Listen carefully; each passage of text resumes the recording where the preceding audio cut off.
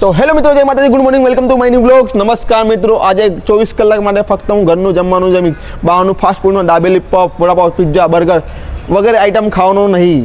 જોઈએ છે કે આપણે આ ચેલેન્જ પૂરો કરીશ કે નહીં. વિડીયોમાં છેલ્લા સુધી બની રહેજો. આ તમારું મારા બાંગા જેવા વિડીયોમાં સ્વાગત છે.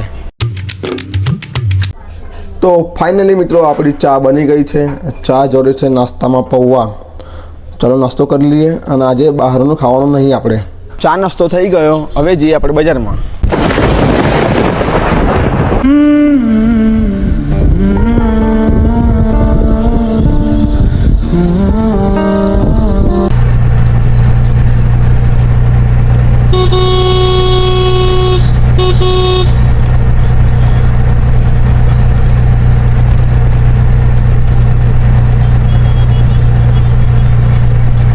બજારમાંથી થોડું ફરીને ઘરે આવી ગયો છું. હવે ઘરે જોઈએ મમ્મીએ જમવામાં શું બનાવ્યું. ચલો, આપણું ખાવાનું બની ગયું છે.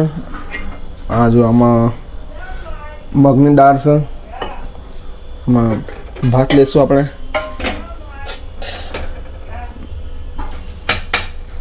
બે ચમચ લઈશું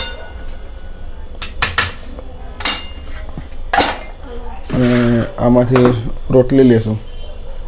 બે તો બહુ થઈ ગઈ. ચલો હવે જમી લઈએ. ચલો હવે મસ્ત ગરમ ગરમ ખાઈ લઈએ. નાસ્તો કરવાનું મન થયું હતું બહાર જવાનું, પણ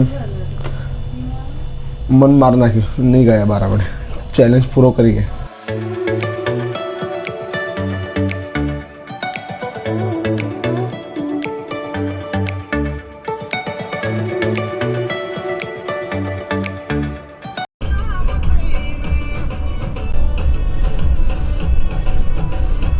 સ્કૂલના છોકરા છૂટી ગયા છે, ગાડીમાં આવી ગયા. હવે આપણે જઈએ એમને ઘરે ઉતારવા.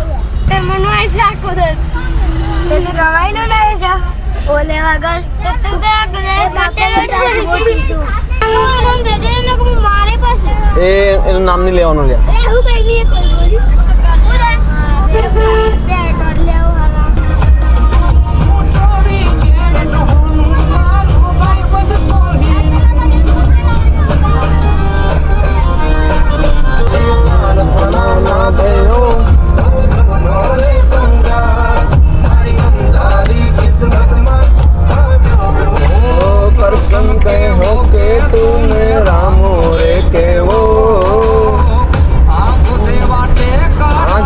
ભાઈબંધને યાદ આવી ગયા. તો ફાઇનલી મિત્રો, છોકરા ઉતારીને ઘરે આવી ગયો છું. હવે ઘરે આપણે ચા બનાવીએ. ચાલો. કડક મસાલાવાળી ચા બની ગઈ છે. ચા જોડે નાસ્તામાં છે બ્રેડ પકોડા. જોઈ લો, ઘરે બનાવ્યા છે, બહારનું નહીં. ચા પીને જશો આપણે બજારમાં. ચાલો. વરસાદ જેવું વાતાવરણ થઈ ગયું, પણ વરસાદ આવતો નહીં.